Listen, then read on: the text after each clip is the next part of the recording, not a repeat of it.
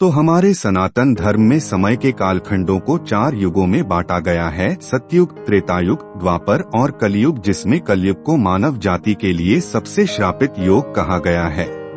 कहा तो ये भी जाता है कि जैसे जैसे कलयुग अपने चरम पर पहुंचेगा, हमारे समाज की हालत बद से बदतर होती जाएगी। लेकिन आपको जानकर हैरानी होगी, प्राचीन समय में एक ऐसे महर्षि भी हुए जिन्होंने कलियुग को सभी युगों में सबसे सर्वश्रेष्ठ युग बताया। दोस्तों, कौन थे वो महर्षि, क्यों उन्होंने कलियुग को सर्वश्रेष्ठ युग बताया और उनके ऐसा कहने के पीछे क्या तर्क था? अगर आप भी इन सारे सवालों के जवाब जानना चाहते हैं तो इस वीडियो में अंत तक जरूर बने रहिएगा। वीडियो काफी ज्यादा इंटरेस्टिंग होने वाली है, इसलिए अगर आपने अब तक हमारे चैनल द होट को सब्सक्राइब नहीं किया तो फटाफट से सब्सक्राइब कर केवल आइकन को प्रेस कर दें ताकि हमारी आने वाली वीडियो का नोटिफिकेशन आपको मिलता रहे। तो चलिए शुरू करते हैं। दोस्तों, यहाँ सबसे पहले तो आप यह जान लीजिए कि हम जिस महर्षि की बात कर रहे हैं उनका नाम है महर्षि वेदव्यास। उन्होंने ही कलयुग को सभी युगों में सर्वश्रेष्ठ युग बताया है। दोस्तों, इससे जुड़ी कथा का वर्णन आपको विष्णु पुराण के 6 अंश के अध्याय 2 में मिल जाएगी। कथा के अनुसार एक बार ऋषियों की सभा में चर्चा हो रही थी कि कौन सा योग सर्वश्रेष्ठ है। कोई सतयुग, कोई त्रेता तो कोई द्वापर को श्रेष्ठ बता रहा था। सभा किसी भी युग की श्रेष्ठता को लेकर एकमत नहीं हो पा रही थी, जिसके बाद सभी ऋषिगण ने मिलकर यह फैसला किया कि वे इस समस्या के समाधान के लिए महर्षि वेदव्यास के पास जाएंगे। जब सभी ऋषिगण महर्षि वेदव्यास की कुटिया के समीप पहुँचे तो उन्होंने देखा कि महर्षि व्यास जी गंगा में डुबकी लगाकर ध्यान कर रहे हैं। इसीलिए अब सभी ऋषि प्रतीक्षा करने के लिए वहीं नदी के तट पर एक वृक्ष के नीचे बैठ गए।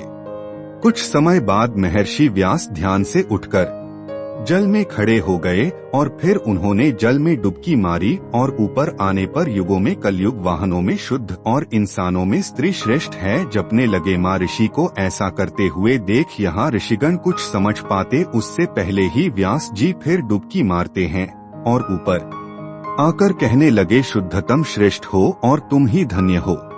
अब सभी ऋषि गुण एक दूसरे की तरफ आश्चर्य से देखने लगे।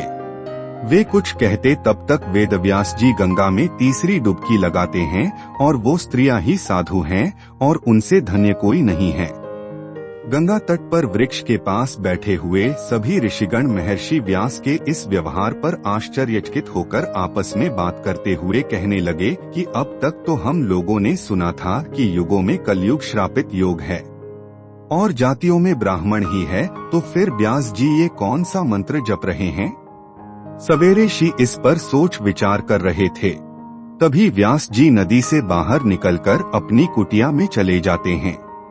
व्यास जी को कुटिया में जाता हुआ देखकर सभी ऋषिगण भी उनके पीछे पीछे जाते हैं, जिसके बाद व्यास जी अपनी कुटिया में आए सभी ऋषियों का स्वागत करते हुए पूछते हैं, कहिए ऋषिगण, आज आप सबका मेरे यहाँ कैसे आना हुआ?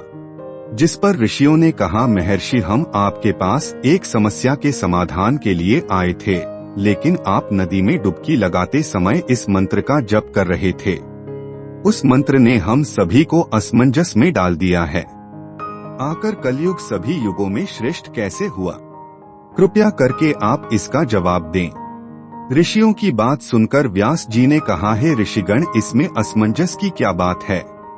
मैंने जो भी कहा सत्य कहा। मनुष्य को जो फल सतयुग में 10 वर्ष तक कठोर जप तप करने से मिलता है, वह फल मनुष्य को त्रेता में 1 वर्ष में, द्वापर में 1 महीने और कलयुग में 1 दिन में प्राप्त हो जाएगा। इसी तरह जो फल सतयुग में त्याग में यज्ञ, द्वापर में देवार्चन से प्राप्त होता है, वही फल कलयुग में मनुष्य प्रभु के भक्ति और कीर्तन मात्र से प्राप्त कर लेगा। दरअसल कलयुग को ये वरदान प्राप्त है कि कलयुग में केवल श्री हरि का नाम जपने मात्र से जीव का कल्याण सुनिश्चित है। उसे मुक्ति के लिए अन्य किसी भी साधन की आवश्यकता नहीं। इसी वजह से मैंने कलयुग को श्रेष्ठ कहा। इतना सुनने के बाद सभी ऋषिगण आगे वेद व्यास जी से कहते हैं, आपने नदी में दूसरी डुबकी लगाते कहा था कि कलयुग में शुद्ध श्रेष्ठ है। आखिर यह संभव कैसे है? समाज का सबसे निम्न वर्ण श्रेष्ठ कैसे हो सकता है? इस पर वेद व्यास जी कहते हैं, पहले ब्राह्मणों को ब्रह्मचर्य व्रत का पालन करना होता था, जिसके बाद वे अनुशासन एवं धर्म की मर्यादा में रहते हुए वेद शास्त्रों एवं मंत्रों का अध्ययन करते थे और इसके बाद ही वे अन्य वर्णों का मार्गदर्शन के लिए उन्हें धर्म ज्ञान देते थे। इस तरह से प्रत्येक ब्राह्मण अपने कर्तव्य का निर्वहन करते हुए उच्च पद को प्राप्त होते थे। लेकिन कलयुग में ब्राह्मणों में ये सभी गुण देखने को नहीं मिलेगा, इसलिए वे सभी उच्च पद को प्राप्त नहीं होंगे। लेकिन सूत्रों में पहले से ही ब्रह्मचर्य और शास्त्रों के अध्ययन का नियम लागू नहीं होता आ रहा है, इसलिए कलयुग में जो शुद्ध होंगे वे अपनी सेवा भाव के बल पर उच्च पद को अर्जित कर लेंगे। इसलिए मैंने शुद्ध को कलयुग में सभी मनुष्यों में श्रेष्ठ कहा। अब सभी ऋषि व्यास जी से स्त्रियों के बारे में पूछते हैं, क्योंकि वेद व्यास जिन्हें नदी में तीसरी डुबकी लगाते हुए कहा था स्त्रियां ही साधु हैं। इस पर वेद व्यास जी कहते हैं, कलयुग में लोग धर्म के मार्ग से भटक जाएंगे, चारों ओर अधर्म का बोलबाला होगा। कलयुग की स्त्रियां अपने परिवार व अपने पति के लिए समर्पित नहीं रहेंगी। ऐसे में कलयुग में जो स्त्री अपने मन, वचन, कर्म से अपनी सेवा भाव के जरिए अपने परिवार और अपने पति के प्रति समर्पित रहेगी, उसे ही परमपद की प्राप्ति होगी। और यहाँ उन स्त्रियों को मैंने साधु के समान धर्म पूर्वक कर्म करने वाला कहा है। दोस्तों, कथा के अनुसार महर्षि व्यास जी यही नहीं रुके। वे आगे कहते हैं, जो पुरुष कलयुग में अपनी गुण रूपी जल से अपने समस्त दोषों को धो डालेगा, वो पुरुष कलयुग में श्रेष्ठ पुरुष कहलाएगा। इसलिए हे कलयुग वासियों के लिए यह मेरी सलाह है कि अगर वे अपने जीवन को सफल और सुखी बनाना चाहते हैं तो सदा उन्हें श्री कृष्ण रूपी हरि नाम का जाप करना होगा। अगर वे ऐसा करते हैं तो कलयुग के बाद यानी अपनी मृत्यु के बाद वे बैकुंठ धाम में स्थान प्राप्त करेंगे। इन सभी बातों को कहने के बाद महर्षि व्यास जी सभी ऋषियों से कहते हैं कि मुनिवर, मुझे उम्मीद है कि मैंने आपकी सभी शंकाओं का समाधान कर दिया, इसलिए अब आप बताएं कि आप सबका यहाँ कैसे आना हुआ। इस पर सभी ऋषियों ने एक स्वर में कहा है, महर्षि, हम यह आज इस शंका को लेकर आपके पास आए थे, वो आपकी कृपा से अब दूर हो गई है। ऋषियों के मुख से यह बात सुनकर व्यास जी अब मुस्कुराने लगते हैं। दोस्तों, अगर आप ध्यान देंगे तो आज कलयुग में जिस तरह से घटनाएं घट रही है, ऐसे में महर्षि व्यास की बातें सच होती नजर आ रही है। वैसे दोस्तों, आज कलयुग में दिन प्रतिदिन जिस तरह से अधर्म बढ़ता हुआ नजर आ रहा है, बहुत से लोगों का मानना है ये कलयुग का अंत नजदीक आ चुका है। अगर आपको भी ऐसा लगता है तो हम आपको बता दें, अभी कलयुग के अंत होने में बहुत समय बाकी है। और यह बात हम पूरे दावे के साथ इसलिए कह रहे क्योंकि महानगरी तक गया आर्यभट्ट ने अपनी पुस्तक आर्यभट्टियम में कलयुग के आरंभ का वर्णन किया है। इस पुस्तक के मुताबिक जब आर्यभट्ट 23 वर्ष के थे, उस वक्त कलयुग का 3600 वर्ष चल रहा था। और आपकी जानकारी के लिए बता दें, आर्यभट्ट का जन्म 476 ईस्वी में हुआ था और अगर इस हिसाब से देखा जाए तो कलयुग की शुरुआत 3102 ईसा पूर्व हुई थी। अब ऐसे में अगर कलयुग की समाप्ति की बात करें तो इसका भी हमारे धर्म पुराण में वर्णन मिलता है, जहां कलयुग की कुल अवधि 4,32,000 साल बताई गई है।